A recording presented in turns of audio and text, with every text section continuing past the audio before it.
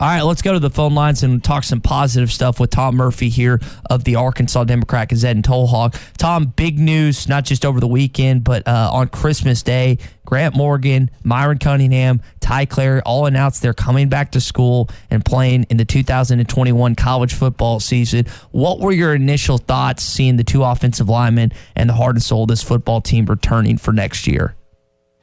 Well, when you get veterans like that coming back to your team, the value, it's hard to define, but it's going to make playing time. I mean, you'd like to think that the second-year guys like Henderson and St. John and that bunch would push for more playing time, but when your starters are coming back, and Myron Cunningham had a good year. I wouldn't say it was a great year, but it was a very good year at left tackle.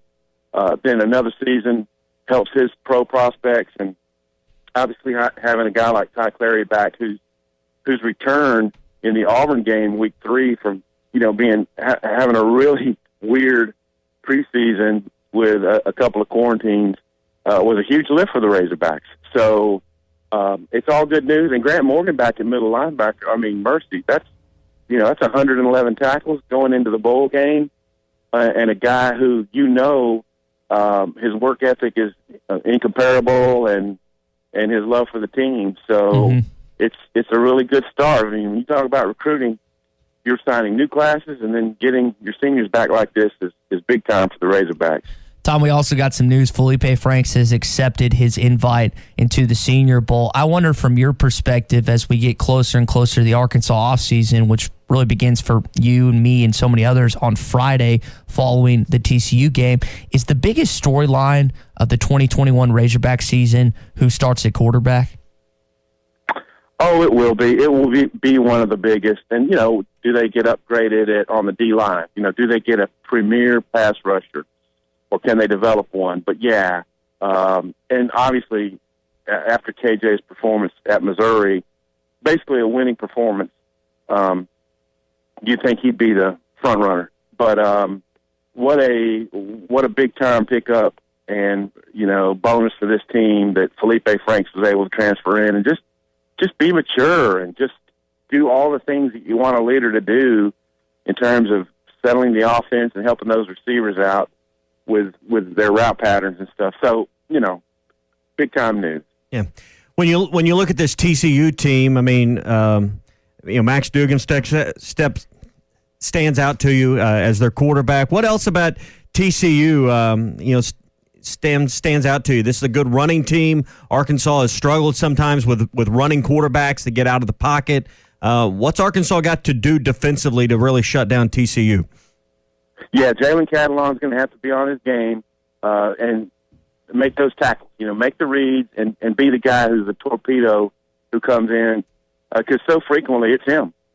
When he reads plays, and the team so much now want to fool your eyes with the misdirection and stuff, and they can cause you to misstep.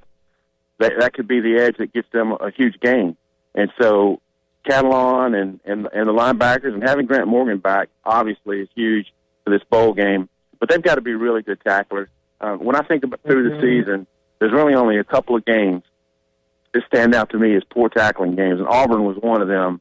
And there was another down the line, but they got to be really good tacklers against TCU, and obviously they got to move the ball some and put some touchdowns on the board. So I think the line on it is about right. I don't know if it's moved much, but around 5 TCU favorite sounds about right to me. But the Razorbacks are used to dealing with being an underdog all season long. Yeah, and when you look at this, it's not set up like a traditional bowl game, more like a regular season game. Going to go in the day before, not a lot of travel, not in there for a week like you would a normal bowl game. Is that an edge for the Hogs where you're kind of set up like a normal regular season game as far as schedule, not like a bowl game when you're there 4, 5, 6 days a week out?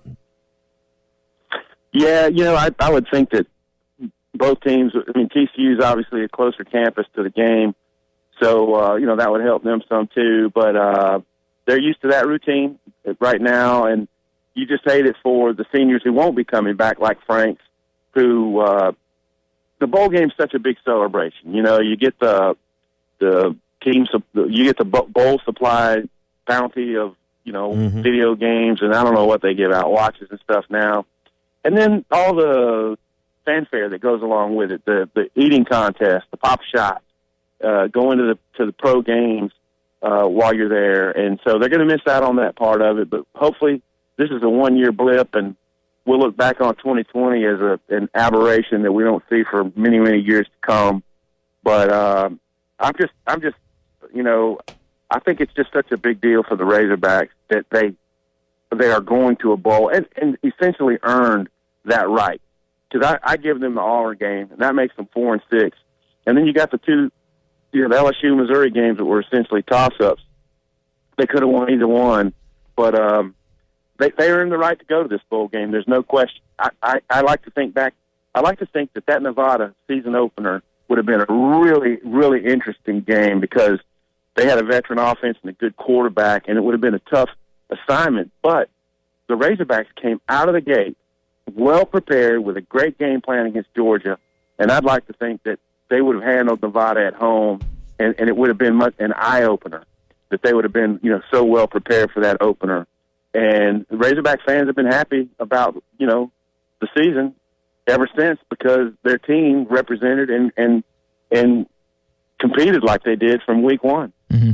Tom Murphy with us here on the Morning Rush. Tom, the Heisman finalists came out this weekend.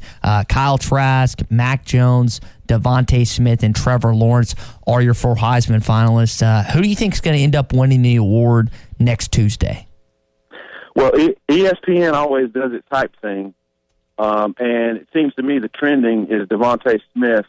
He had the touchdown, the punt return touchdown against Arkansas, but they held him down. I think they held him down better than anybody this season, but then he had a great championship game against Florida. So my thought, I voted for the All-SEC team, and I thought a few weeks ago I'd probably go with quarterback. And at the time I thought I would pick Trask over Jones. But I eventually voted Devontae Smith for offensive MVP or overall MVP in the SEC because his touchdown production, I don't think we'll see the likes of it again. And just had a phenomenal season, and he made the impact in special teams as well. So I feel like the late surge that Smith is making might carry him to the win. And speaking of quarterbacks, Tom, I don't know if you got a chance to see Brandon Allen's performance yesterday, but the Cincinnati Bengals get a win over the Houston Texans. BA has almost 400 passing yards in that football game. Just kind of what do you think about BA, man? Yeah, I mean, I didn't see the game, but I did see the social media and saw the stats and everything, and it just shows you when a guy is plugged in and cares about what he does and his craft that on a given day he can rise up like that. So just super, super happy for Brandon. I hope it leads to job security in the future. I mean, being second behind Joe Burrow on that roster wouldn't be a bad deal, but who knows? I mean, someone could take the chance and give him a full-time starter's job based on a game like that. Well, we'll see. Just real happy that BA was able to have a great day like that, just like he did in his first start with the Broncos last year. Hey, real quick before we go, Arkansas opens SEC play in basketball on Wednesday night. They go on the plains to Auburn, take their 8-0 record to take on Bruce Pearl and Auburn. It'll be without Eric Musselman, it appears. Auburn right now with 2 losses on the year. It appears when you look at Auburn, for Arkansas, it's about Moses Moody, their points leader at nearly 17 points per game. Justin Powell's a guy that, for Auburn, he's kind of their do-everything guy, leads them in points, rebounds, and assists right now. Tom, it's going to be a good challenge for Arkansas to open conference play on the road. Yeah, really tough opener. Auburn's been pretty salty.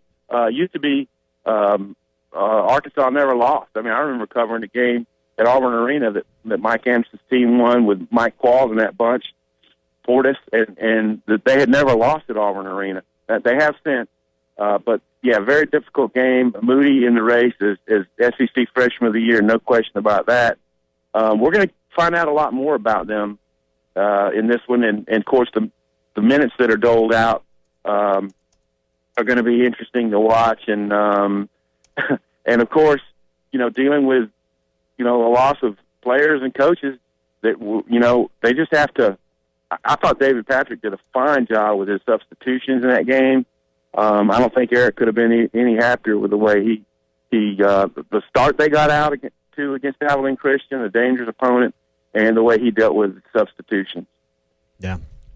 Should be interesting. Yeah, be a fun game. Tom, we appreciate the time as always. We'll talk more TCU coming up this Thursday, man. Yeah, game day talk. Sounds good. Good stuff from Tom as always.